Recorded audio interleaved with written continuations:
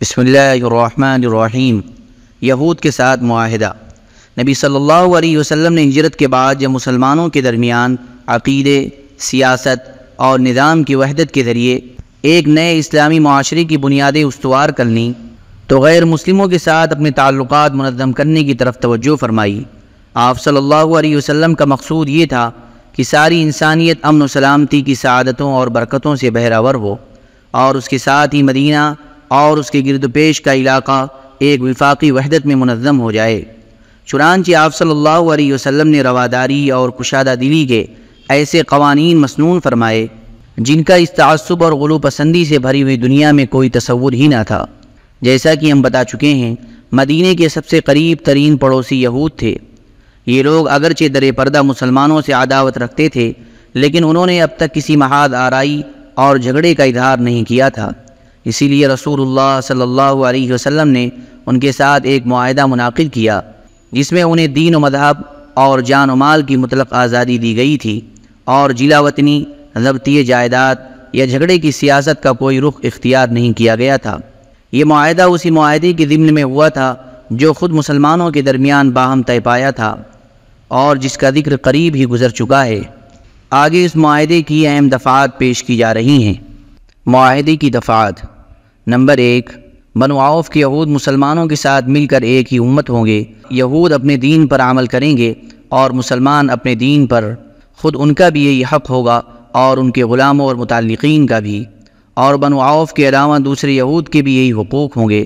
Number 2، یہود اپنے اخراجات کی ذمہ دار ہوں گے اور مسلمان اپنے اخراجات کے۔ نمبر 3، اور جو طاقت اس معاہدے کی کسی فریق سے جنگ کرے گی سب اس کے خلاف آپس میں تعاون کریں گے۔ نمبر 4، اور اس معاہدے کی شرکاء کے باہمی تعلقات خیر خواہی، خیر اندیشی اور فائدہ رسانی کی بنیاد پر ہوں گے، گناہ پر نہیں۔ نمبر 5، کوئی آدمی اپنے حلیف کی وجہ سے مجرم نہ ٹھہرے گا۔ نمبر 6، مظلوم کی مدد کی جائے گی۔ نمبر 7، جب تک جنگ برپا رہے گی یہود بھی مسلمانوں کے ساتھ خرچ برداشت کریں گے۔ نمبر 8، اس معاہدے کے سارے شرکاء پر مدینہ میں ہنگامہ آرائی اور کشت و خون حرام ہوگا۔ نمبر 9، اس معاہدے کے فریقوں میں کوئی نئی بات یا جھگڑا پیدا ہو جائے جس میں فساد کا اندیشہ ہو تو اس کا فیصلہ اللہ عز و جل اور محمد رسول اللہ صلی اللہ علیہ وسلم فرمائیں گے۔ نمبر 10، قریش اور اس کے مددگاروں کو پناہ نہیں دی جائے گی۔ نمبر 11، جو کوئی یثرب پر دھاوا بول دے اس سے لڑنے کے لیے سب باہم تعاون کریں گے اور ہر فریق اپنے اپنے اطراف کا دفاع کرے گا۔ نمبر 12، یہ معاہدہ کسی ظالم یا مجرم کے لیے آڑ نہ بنے گا۔ اس معاہدے کے طے ہو جانے سے مدینہ اور اس کے اطراف ایک وفاقی حکومت بن گئے جس کا دارالحکومت مدینہ تھا اور جس کے سربراہ رسول اللہ صلی اللہ علیہ وسلم تھے، اور جس میں کلمہ نافذہ اور غالب حکمرانی مسلمانوں کی تھی، اور اس طرح مدینہ واقعتاً اسلام کا دارالحکومت بن گیا۔ امن و سلامتی کے دائرے کو مزید وسعت دینے کے لیے نبی صلی اللہ علیہ وسلم نے آئندہ دوسرے قبائل سے بھی حالات کے مطابق اسی طرح کے معاہدے کیے، جن میں سے بعض بات کا ذکر آگے چل کر آئے گا۔ مسلح کشاکش۔ ہجرت کے بعد مسلمانوں کے خلاف قریش کی فتنہ خیزیاں اور عبداللہ بن ابی سے نامہ و پیام۔ پچھلے صفحات میں بتایا جا چکا ہے کہ کفار مکہ نے مسلمانوں پر کیسے کیسے ظلم و ستم کے پہاڑ توڑے تھے، اور جب مسلمانوں نے ہجرت شروع کی تو ان کے خلاف کیسی کیسی کارروائیاں کی تھیں جن کی بنا پر وہ مستحق ہو چکے تھے کہ ان کے اموال ضبط کر لیے جائیں اور ان پر بزن بول دیا جائے، مگر اب بھی ان کی حماقت کا سلسلہ بند نہ ہوا اور وہ اپنی ستمرانیوں سے باز نہ آئے، بلکہ یہ دیکھ کر ان کا جوش غضب اور بھڑک اٹھا کہ مسلمان ان کی گرفت سے چھوٹ نکلے ہیں اور انہیں مدینے میں ایک پرامن جائے قرار مل گئی ہے۔ چنانچہ انہوں نے عبداللہ بن ابی کو، جو ابھی تک کھلم کھلا مشرک تھا، اس کی حیثیت کی بنا پر ایک دھمکی آمیز خط لکھا کہ وہ انصار کا سردار ہے، کیونکہ انصار اس کی سربراہی پر متفق ہو چکے تھے، اور اگر اسی دوران رسول اللہ صلی اللہ علیہ وسلم کی تشریف آوری نہ ہوئی ہوتی تو اس کو بادشاہ بھی بنا لیتے۔ مشرکین نے اس خط میں عبداللہ بن ابی اور اس کے مشرک رفقا کو مخاطب کرتے ہوئے دو ٹوک لفظوں میں لکھا: آپ لوگوں نے ہمارے آدمی کو پناہ دے رکھی ہے، اس لیے ہم اللہ کی قسم کھا کر کہتے ہیں کہ یا تو آپ لوگ اس سے لڑائی کیجئے یا اسے نکال دیجئے، یا پھر ہم اپنی پوری جمعیت کے ساتھ آپ لوگوں پر یورش کر کے آپ کے سارے مردان جنگی کو قتل کر دیں گے اور آپ کی عورتوں کی حرمت پامال کر ڈالیں گے۔ اس خط کے پہنچتے ہی عبداللہ بن ابی مکے کے اپنے ان مشرک بھائیوں کے حکم کی تعمیل کے لیے اٹھ پڑا۔ اس لیے کہ وہ پہلے ہی سے نبی صلی اللہ علیہ وسلم کے خلاف رنج اور کینہ لیے بیٹھا تھا، کیونکہ اس کے ذہن میں یہ بات بیٹھی ہوئی تھی کہ آپ ہی نے اس سے بادشاہت چھینی ہے۔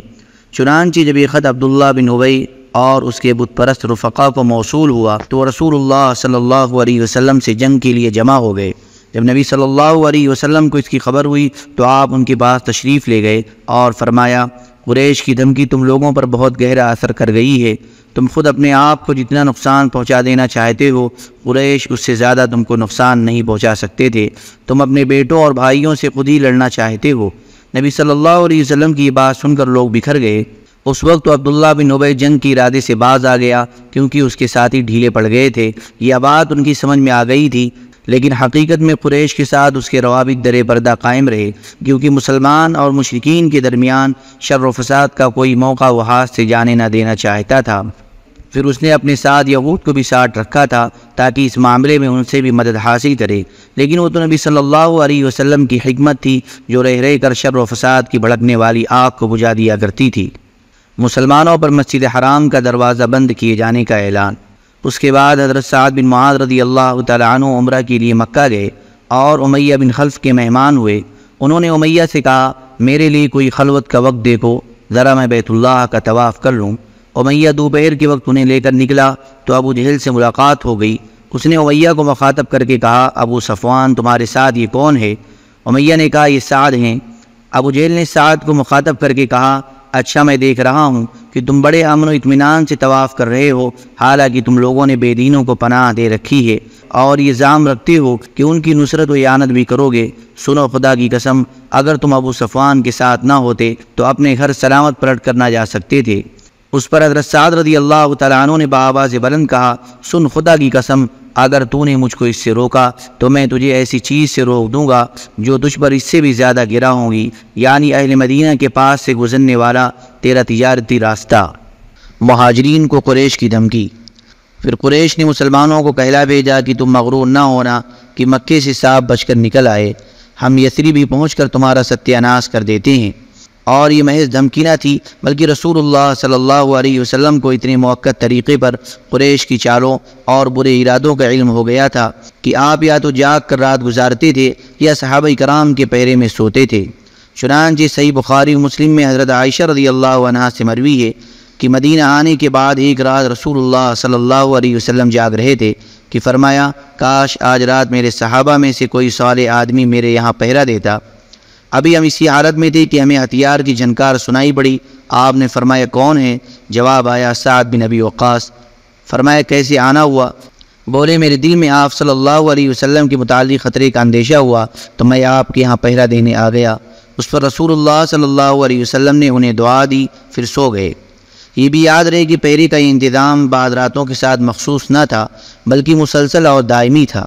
چنانچہ حضرت عائشہ رضی اللہ عنہا سے یہ مروی ہے کہ رات کو رسول اللہ صلی اللہ علیہ وسلم کے لیے پہرا دیا جاتا تھا، یہاں تک کہ یہ آیت نازل ہوئی، واللہ یعصمک من الناس، اللہ آپ کو لوگوں سے محفوظ رکھے گا۔ تب رسول اللہ صلی اللہ علیہ وسلم نے قبے سے سر نکالا اور فرمایا، لوگو واپس جاؤ، اللہ عز و جل نے مجھے محفوظ کر دیا ہے۔ پھر یہ خطرہ صرف رسول اللہ صلی اللہ علیہ وسلم کی ذات تک محدود نہ تھا، بلکہ سارے ہی مسلمانوں کو لاحق تھا۔ چنانچہ حضرت ابی بن کعب رضی اللہ عنہ سے مروی ہے کہ جب رسول اللہ صلی اللہ علیہ وسلم اور آپ کے رفقا مدینہ تشریف لائے اور انصار نے انہیں اپنے یہاں پناہ دی تو سارا عرب ان کے خلاف متحد ہو گیا۔ چنانچہ یہ لوگ نہ ہتھیار کے بغیر رات گزارتے تھے اور نہ ہتھیار کے بغیر صبح کرتے تھے۔ جنگ کی اجازت۔ ان پرخطر حالات میں جو مدینہ میں مسلمانوں کے وجود کے لیے چیلنج بنے ہوئے تھے اور جن سے آیا تھا کہ قریش کسی طرح ہوش کے ناخون لینے اور اپنے تمرد سے باز آنے کے لیے تیار نہیں، اللہ تعالیٰ نے مسلمانوں کو جنگ کی اجازت فرما دی، لیکن اسے فرض قرار نہیں دیا۔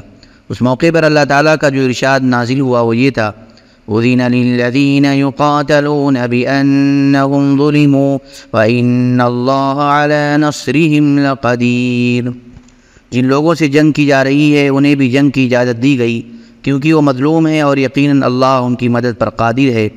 پھر اس آیت کے ضمن میں مزید چند آیتیں نازل ہوئیں جن میں بتایا گیا کہ یہ اجازت محض جنگ برائے جنگ کے طور پر نہیں ہے، بلکہ اس سے مقصود باطل کے خاتمے اور اللہ کی شاعر کا قیام ہے۔ چنانچہ آگے چل کر ارشاد ہوا، الذين إن مكناهم في الأرض يقاموا الصلاة وآتوا الزكاة وأمروا بالمعروف ونهوا عن المنكر۔ جنہیں ہم اگر زمین میں اقتدار سونپ دیں تو وہ نماز قائم کریں گے، زکوٰۃ ادا کریں گے، بھلائی کا حکم دیں گے اور برائی سے روکیں گے۔ صحیح بات جسے قبول کرنے کے سوا چارہ کار نہیں یہی ہے کہ یہ اجازت ہجرت کے بعد مدینے میں نازل ہوئی تھی، مکے میں نازل نہیں ہوئی تھی۔ البتہ وقت نزول کا قطعی تعین مشکل ہے۔ جنگ کی اجازت تو نازل ہو گئی، لیکن جن حالات میں نازل ہوئی وہ چونکہ محض قریش کی قوت اور تمرد کا نتیجہ تھا، اس لیے حکمت کا تقاضا یہ تھا کہ مسلمان اپنے تسلط کا دائرہ قریش کے اس تجارتی شاہراہ تک پھیلا دیں جو مکے سے شام تک آتی جاتی ہے۔ اسی لیے رسول اللہ صلی اللہ علیہ وسلم نے تسلط کے اس پھیلاؤ کے لیے 2 منصوبے اختیار کیے۔ نمبر 1، جو قبائل اس شاہراہ کے ارد گرد یا اس شاہراہ سے مدینہ تک کے درمیانی علاقے میں آباد تھے ان کے ساتھ حلف، یعنی دوستی و تعاون اور جنگ نہ کرنے کا معاہدہ۔